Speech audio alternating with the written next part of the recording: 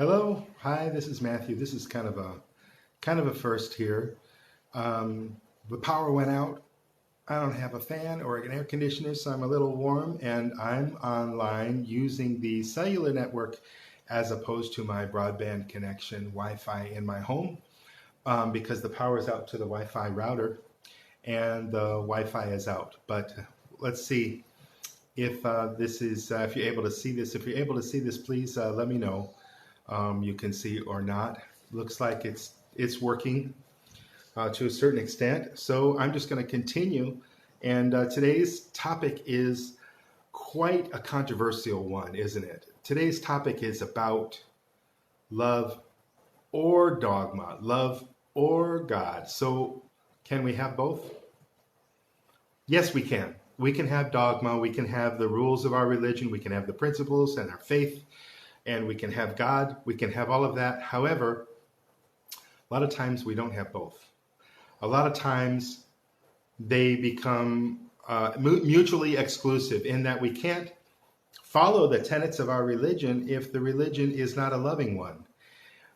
Let me give you an example of some of the religions that I've been in personally or that I've been exposed to, some of the services that I've been to. For example, when I was a Jehovah's Witness, according to what my understanding of love is nurturing, love is understanding, love is patience, love is kind. But I didn't find that in Jehovah's Witnesses when I decided that some of the dogma didn't make sense to me. A lot of times if you challenge the beliefs, some people have some very strong beliefs. You know, some people believe that the earth is only 6,000 years old or that humanity is only 6,000 years old. And most of us that look to science for our answers as opposed to faith in what their church teaches us, we're going to challenge that. Most of us are going to challenge that. We're going to disagree with that.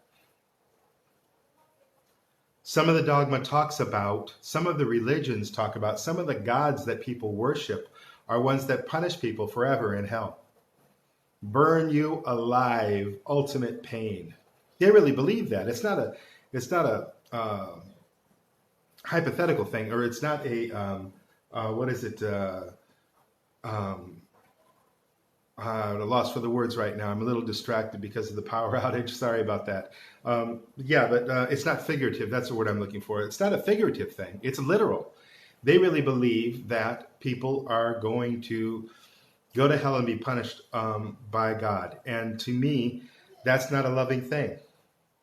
A God that drowns most all of humanity in a flood on purpose, to me, that's not a good model for love. So sometimes if we look at dogma as more important than love, if we look at the religious beliefs that we've been taught as more important than love, or hijacking love, defining love for us, it's going to detract from our ability, our capacity to be a loving human being, to love others. So what is dogma? Dogma is a set of beliefs. I'm just reviewing my notes here. What is God or God? Okay, so how do you define your God? Well, most of us are taught what God is. When we're a kid, whatever religion our parents are, we're taught.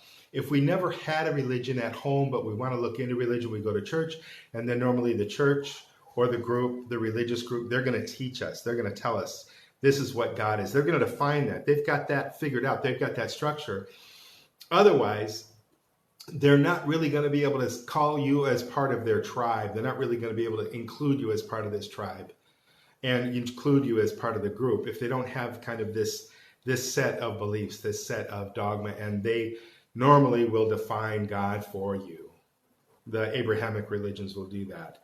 I'm not including some of the other groups, like Buddhism is all over the place. And some other religions, people believe different things and they have a lot more independence about what they believe. But most of the Abrahamic religions will define God for you. Religion is a group. Religion is a group that teaches you about right and wrong. They teach you who God is. They teach you how to behave, how to treat each other. Hello, Haish. How are you? Nice to see you. Great buddy of mine from Chicago. Thanks for the love, buddy. So is God love? Do we equate God with love? And if we do equate God with love, are we, um, is the religion aligned with love? And how does the religion interpret love? How does the religion define love? See, if the religion is defined, if the religion defines God, in other words, because they have their they have their structure, they have their set of beliefs, and they can't really compromise on that. So if love says don't hurt somebody, if love says, love your neighbor, but then their God is murdering your neighbor, is that God that you're worshiping, is that God love? I kind of turn it around the other way. I say, my God is love. I worship love. And whatever love is, that's what I worship. That's who my God is.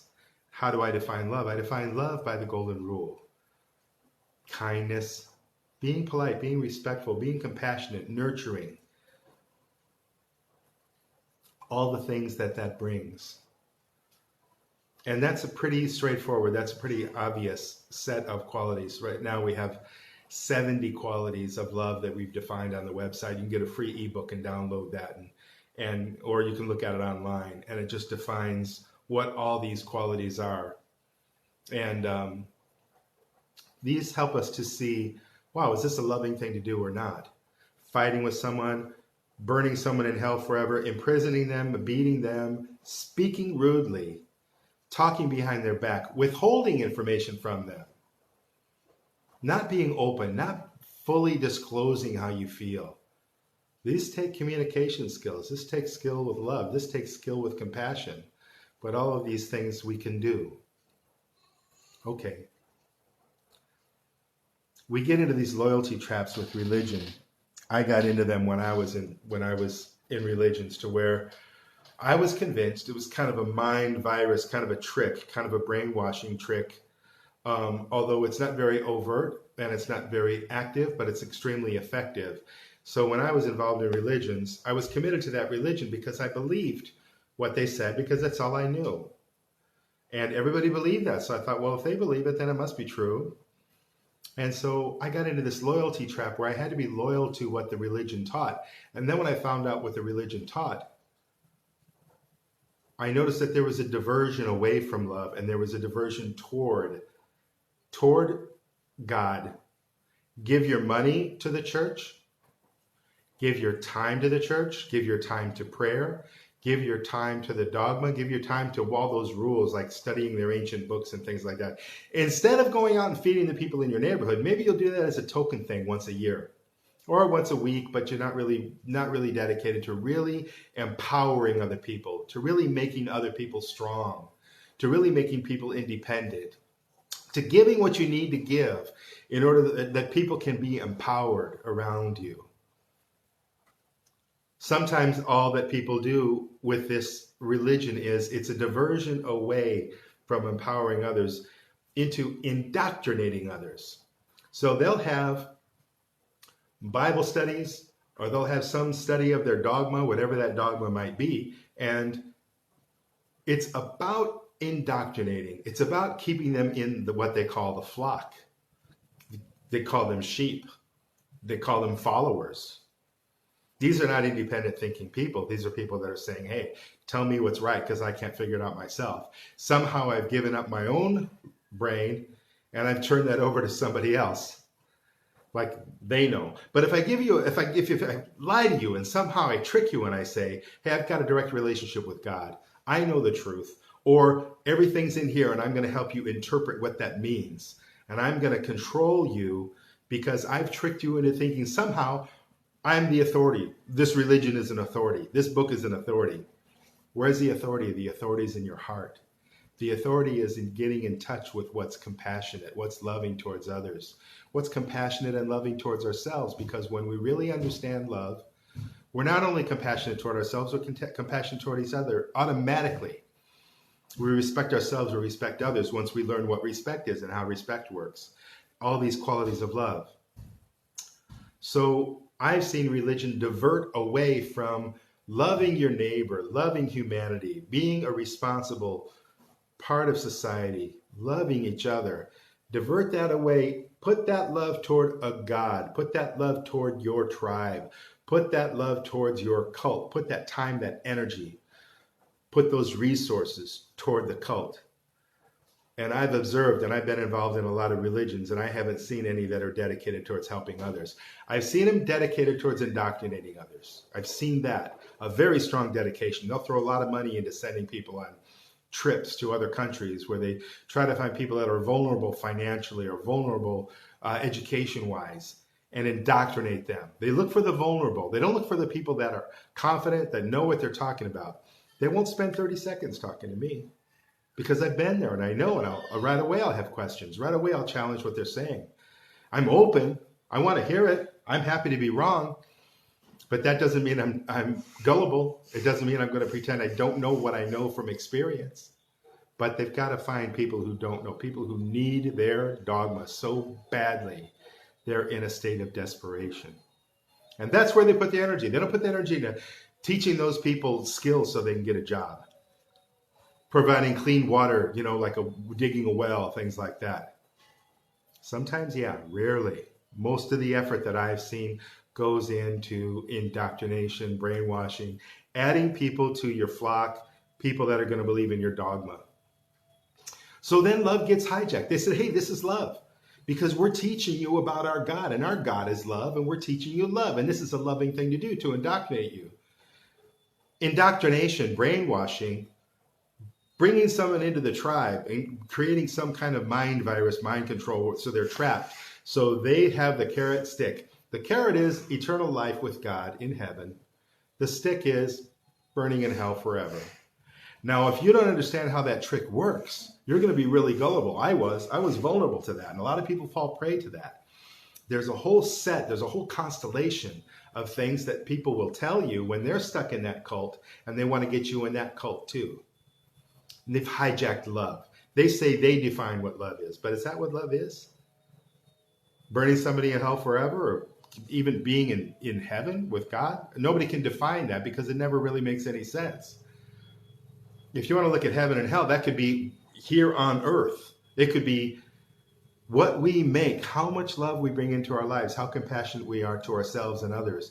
If we understand love, if we live a loving life, we're automatically going to be able to have complete control over how happy and joyful we are, how rewarding our life is, how meaningful our life is. If we're out of touch with love as the common denominator, as the foundation of our lives, as the center for our lives, then we're going to get thrown around, tossed around all over the place, especially by opportunistic cults, which I have been prey to a lot. And it gave me a chance to get beat around and knocked around by so many different cults and so many different dogma, mind traps, mind viruses, that I got kind of a PhD in that.